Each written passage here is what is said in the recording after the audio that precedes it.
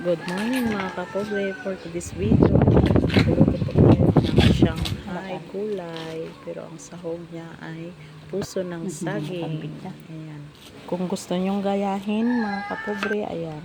Sundan lamang po itong video na to. Panoorin nyo po. Pwede nyo itry dahil sa bahay lang. Simpleng recipe. Kahit isang puso lang ng saging ang kailangan, pwede na.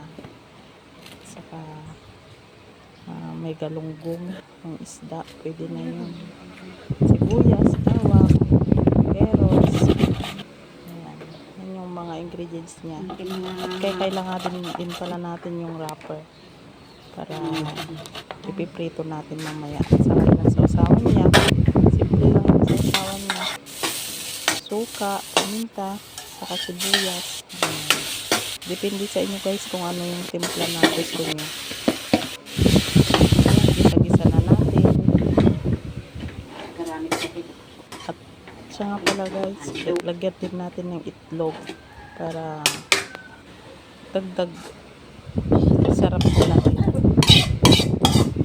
Dalawang itlog ang kailangan natin at halo-halo na lang natin mga kapubo.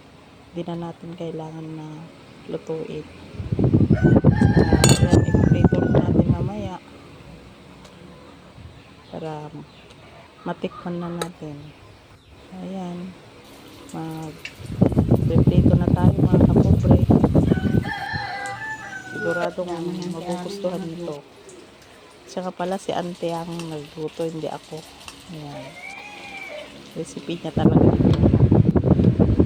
Taga-tikim lang tayo mga kapobre. So, po. Thank you.